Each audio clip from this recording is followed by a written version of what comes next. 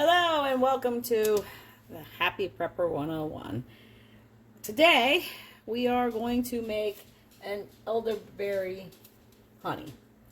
The reason I need to make that is because I want to make a syrup for my husband's allergy medicine. Okay, I make a tincture, and the tincture is really strong. It's the alcohol content in it is fairly high, and he takes it because, you know, he's a trooper, but and it works, but he makes a face, and I feel so bad for him. So I'm going to try to make it into a syrup for him, just to make it easier, you know. A spoonful of sugar makes the medicine go down. Medicine go down. Medicine go down. Well, in this case, it's honey. So what we're going to do is we're going to make a double broiler, and how we're going to do that is we're just going to heat up some water in a larger pan. Take a ring from one of your ball cans, just pop it in there, and we don't want the temperature of the honey to get too high. We want it to get warm, maybe like 110 degrees, but we do not want to boil it. We do not want to cook it. We just want to heat it so that it will absorb the nutrients and the medicinal properties from the elderberry. Now, I'm using dry elderberries. You can use fresh elderberries. You can use frozen elderberries. It doesn't matter. The honey will still, when it's warm, will still extract the goodness from it. Plus, what we're going to do is we're going to make an elderberry decoction,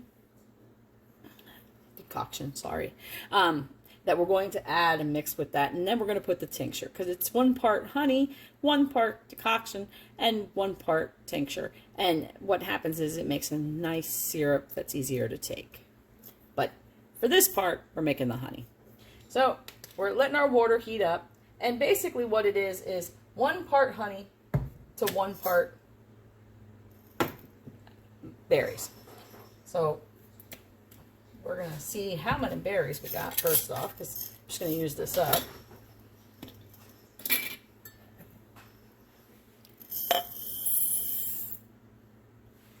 Okay.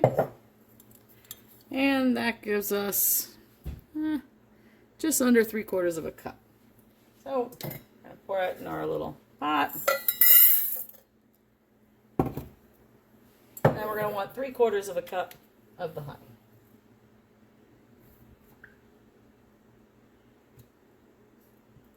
You can use whatever honey you choose. I just have a local Hive, Northeast. It's raw and it's unfiltered.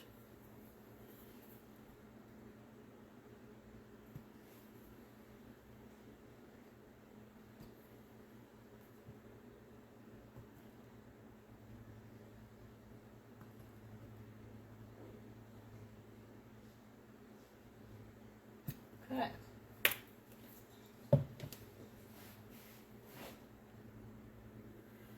Okay, put that in there.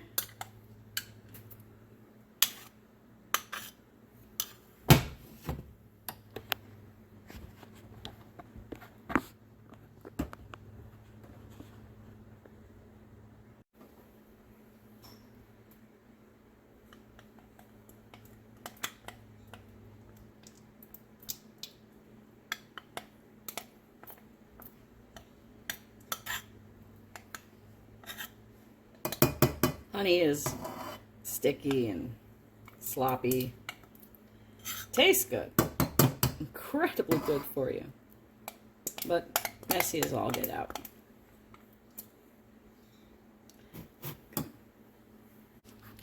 Okay, so then we're going to put our mixture into the warm pan. I'm just going to set it in there, and we're going to let that warm. We're going to keep the honey on for probably about 6 hours, because we're going to just keep it on a nice low temperature. And when I say low, I mean it's really set to low. And we're just going to let that kind of heat up and absorb.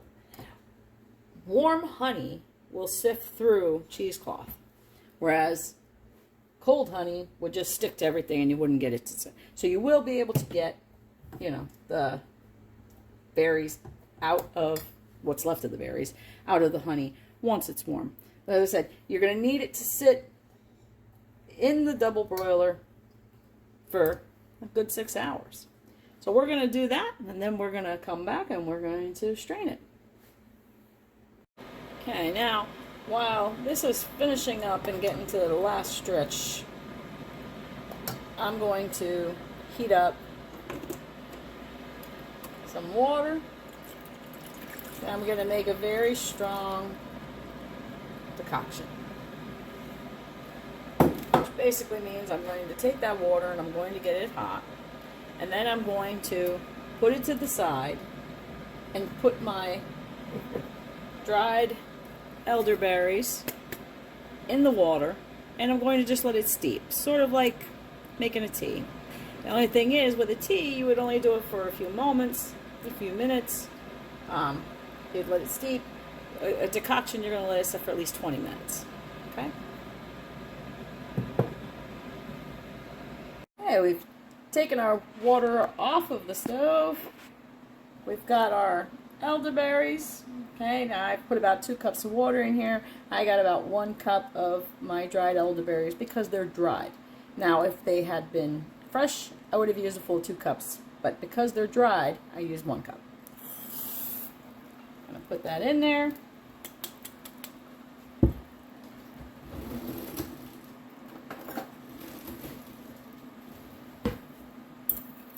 them all out, waste not, want not.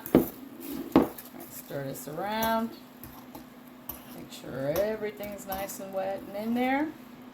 And then we're just going to cover it and let it sit for about 20 minutes. While we do that, we can strain our honey. Okay, I've gathered our supplies. Basically, I've got a ball jar, my funnel, I've got my pollen strainer, and then I lay my cheesecloth over that so I can grab some of the finer bits. Okay? And what we're going to do is we're just going to pour this out into the strainer and let it work its way through.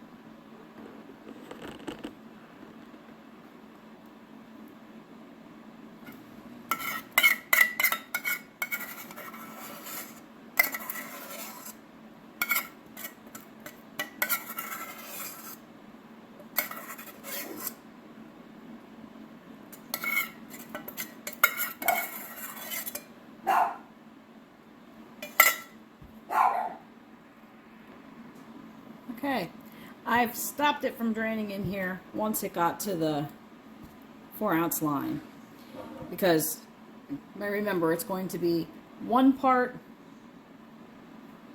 elderberry honey, 1 part elderberry decoction, and then we're going to add my allergy formulated tincture that I already have, and that's going to be another part. So we want to keep it even, and it's very easy to measure out this way. So I stopped it there, and I just moved to a new jar to finish, you know, waste not, want not, as I said. What I would like to point out is you can see the color. That's the color of the original honey that I stuck in there. This is the color that the honey is now. Proof that it has sucked out the elements of the elderberry that we were looking for.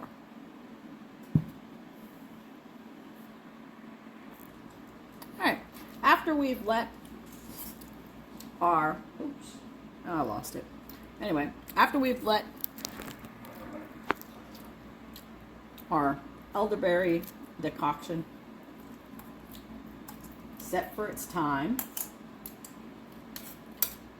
we've taken off the lid, so we've let it cool a little bit. You don't want it to get cold, but you don't want it to be hot, because you still want it to mix with the honey well. We're just going to strain it off just like we did with the honey, except this is much easier because it's more wet. And as you can see, the liquid pouring off of that is like pure elderberry juice there.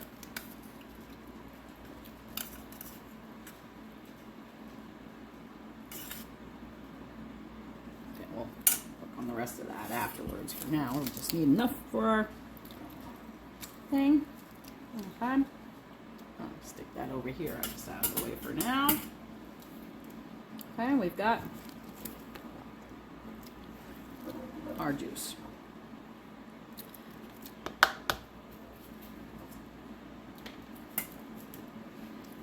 And we're going to add that to our honey. And it's equal parts.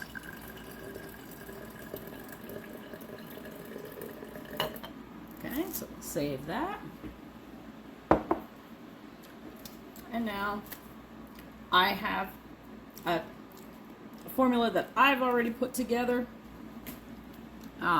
Your tincture you're going to want to make ahead of time. It takes 4 to 6 weeks sitting on the shelf, if not longer, for a proper tincture to extract the nutrients and things that, medicines that it needs from the herbs or berries or whatever you're using.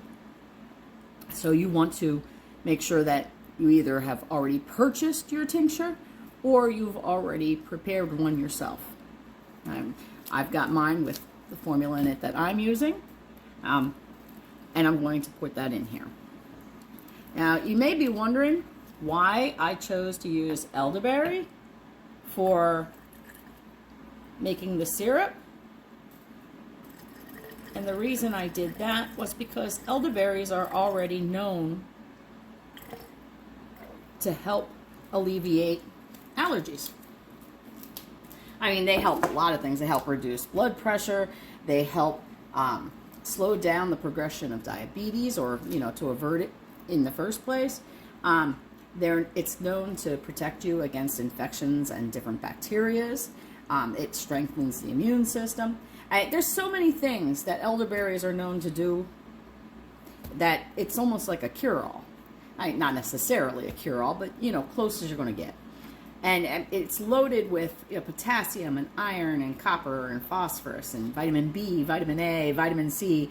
It's a good source of dietary fiber and all kinds of stuff like that. You're not going to go wrong using elderberry as a base for any syrup that you're going to make, or most likely any syrup you're going to make. So that was why I went with the choice. Plus, elderberries taste really good. Have you ever had elderberry wine? It's good stuff.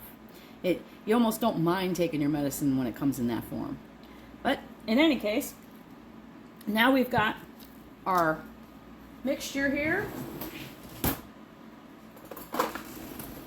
Just going to go ahead and stir it up. Make sure all that honey and everything is mixed in.